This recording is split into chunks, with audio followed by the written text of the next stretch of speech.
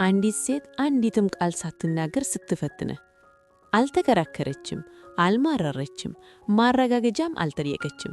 ዝም ብላ ተቀየረች። የመልእክት ምላሾቿ ዘገዩ፣ ፈገግታዋ ለስለሰ፣ ግን የራቀ ሆነ። እናም በድንገት ለምን እንደሆነ ሳታውቅ እሷን እያጣሃት እንደሆነ ተሰማ። አብዛኞቹ ወንዶች ፍላጎቷ እየቀነሰ ነው ብለው ያስባሉ። ነገር ግን እውነቱ ከዚያ የከፋ ነው። እየፈተነችህ ነው። ይህንን ደግሞ የምታደርገው አንዲትም ቃል ሳትናገር ነው። ሴቶች ለምን በዝምታ ይፈትናሉ? ሴቶች ወንዶችን በቀጥታ መፈተን እምብዛም አይመርጡም። እንዲህ አይሉም፣ በራስህ ትተማመናለህ? በስሜት ጠንካራ ነህ? ጫናን መቋቋም ትችላለህ? ይልቁንም ሁኔታዎችን ይፈትሩና አንተ እንዴት ምላሽ እንደምትሰጥ ይታዘባሉ። ምክንያቱም መሳሳብ የሚገነባው በምትናገረው ቃል ሳይሆን ነገሮች በፈለግከው መንገድ በማይሄዱበት ጊዜ በምታሳየው ባህሪ ላይ ነው። ዝምታ የእሷ ተመራጭ ፈተና ነው። ፈተና 1 የዘገየ ምላሽ። አንድ ቀን በፍጥነት ትመልሳለች፣ በሚቀጥለው ግን ሰዓታት ያልፋሉ። ስራ ስለበዛባት አይደለም፣ እየታዘበችህ ነው። ማየት የምትፈልገው ትደናገጣለህ፣ ደጋግመህ መልእክት ትልካለህ፣ ያጠፋሁት ነገር አለ ብለህ ትጠየቃለህ። ደካማ ምላሽ፣ ማብራሪያ ለማግኘት ትሯሯጣለህ። ጠንካራ ምላሽ፣ ትረጋጋለህ፣ በራስህ ትመሰረታለህ፣ የራስን ህይወት መኖርህን ትቀጥላለህ። ዝምታ የሚያሸንፈው ሁልጊዜም ከሰው እቁናን የሚፈልጉ ወንዶችን ብቻ ነው። ፈተና 2 የስሜት መራራቅ። ሳቋ ይቀንሳል፣ ንክኪያዋ ይቀንሳል፣ ልቧን መክፈቷ ይቆማል። ይህ የጫና ፈተና ነው። እንዲህ እያለችህ ነው፣ ይህ ሰው ስሜታዊ ሙቀት ሲጠፋ ጸንቶ መቆም ይችላል? አብዛኞቹ ወንዶች የቀድሞውን ቅርርብ በግድ ለመመለስ ይሞክራሉ። ጠንካራ ወንዶች ግን ሳያዝኑ አስፈላጊውን ርቀት ይተዋሉ። ርቀት ማን በራሱ እንደሚተማመን ያሳያል። ፈተና 3 ሌሎች ወንዶችን በነገረ ሥራህ መጥቀስ። እንዲህ ትላለች፣ ዛሬ በሥራ ቦታ አንድ ልጅ በጣም የሚያስቅ ነገር ተናገረ። ይህንን የምትለው አንተን ለማቅናት ብላ አይደለም፣ እየታዘበችህ ነው። ትከናለህ፣ ትፎካከራለህ፣ የበታችነት ስሜት ይሰማሃል። በራሱ የሚተማመን ወንድ ምንም ምላሽ አይሰጥም። ዋጋውን ለማረጋገጥ መሟገት አያስፈልገውም።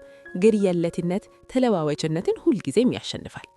ፈተና 4 የቀጠሮ ልምልውጥ በመጨረሻው ሰዓት።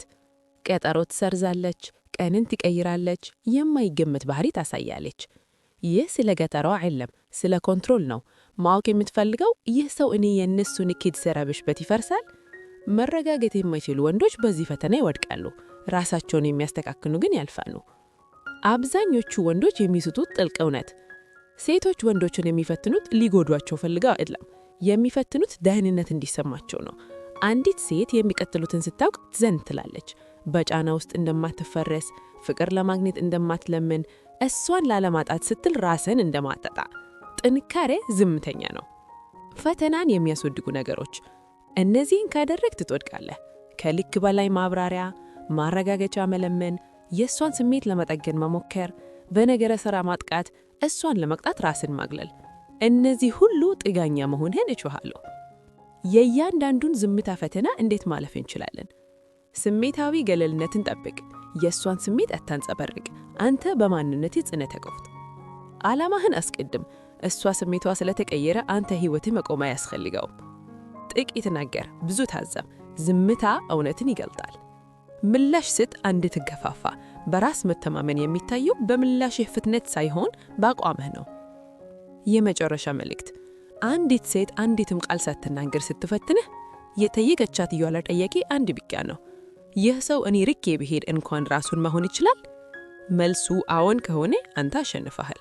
በእውነተኛ ሁኔታዎች ውስጥ አንዲት ሴት ስትፈትንህ እንዴት ምላሽ መስጠት እንዳለብህ በመጀመሪያው ክፍል እውነቱን አጋልጠናል። ሴቶች በዝምታ የሚፈትኑት ሊጎዱ ሳይሆን ያንተን ስሜታዊ ጥንካሬ ለመለካት ነው። አሁን ደግሞ ዋናው ጥያቄ ይመጣል። ፈተናው እየተከናወነ እያለ በተግባር ምን ታደርጋለህ? ቲዮሪ አይደለም፣ መነሳሳት ብቻም አይደለም። እውነተኛ ሁኔታዎችና እውነተኛ ምላሾች ናቸው። ሁኔታ 1 ዘግይታ ወይም ቀዝቃዛ ምላሽ ስትሰጥ።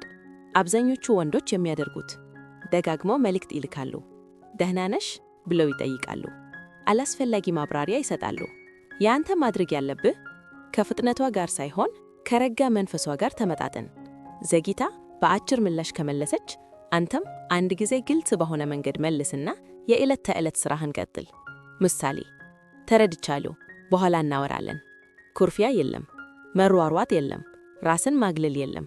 የተረጋጋ በራስ መተማመንህ ጥንካሬህን እንዲሰማት ያደርጋታል። ሁኔታ 2 በስሜት ስትርቅ። ርቀት ታሳያለች፣ ፍቅሯ ይቀንሳል፣ ስላንተ ያናት ጉጉት ይበርጋል። የተሳሳተ ምላሽ፣ የእሷን ስሜት ለመጠገን ወይም ለማስተካከል መሞከር። ትክክለኛ ምላሽ፣ ሳትርቅ ወይም ሳትጠፋ አስፈላጊውን ነፃነት ስፔስ ስጣት። በረጋ መንፈስ አጠገቧ ሁን፣ ግን ጥገኛ አትሁን። የባህሪ ለውጥ፣ መደበኛ ስራህን ቀጥል፣ ተጋቢ ሁን። ስሜታዊ ጥንካሬህን በትንሹ ቀንስ።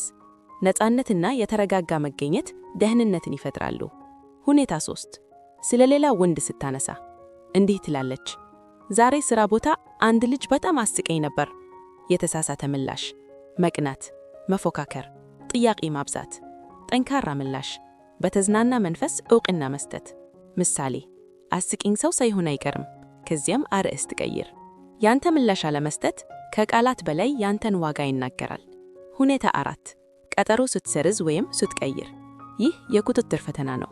የደካማ ምላሽ፣ መከራከር፣ ጥፋተኝነት እንዲሰማት ማድረግ፣ የእሷን ሐሳብ ለማሟላት መወጣጠር። ጠንካራ ምላሽ፣ ተለዋዋጭ ሁን፣ ግን ተማላጭ አትሁን። ምሳሌ፣ ምንም አይደለም፣ ሌላ ጊዜ እቅድ እናወጣለን። ከዚያም ወደ ስራህ ተመለስ። አትቀጣትም፣ ግን እሷን እየጠበክም አትቀመጡም። ሁኔታ 5 ከቀረበት በኋላ ዝምታን ስትመርጥ። ይህ ብዙ ወንዶችን ይገራጋል። የተሳሳተ ምላሽ፣ ወዲያውኑ ማረጋገጫ ለመለመን። ጠንካራ ምላሽ፣ ለዝምታው እድገት ስጥ። ጸንተህና በቦታው ተገኝተህ ተቁም። ከቀረበት በኋላም የሚመጣ ዝምታ ብዙ ጊዜ ስሜታዊ ብስለትን እንጂ የመሳሳት መቀነስን አይለካ። ወርቃኑ ሕግ፣ በጭራሽ እንዲህ ብለህ አትጠይቅ።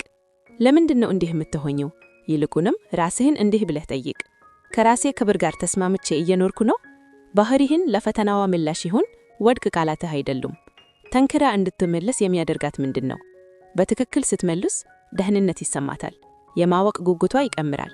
የመሳሳት ስሜቷ ይመጣል።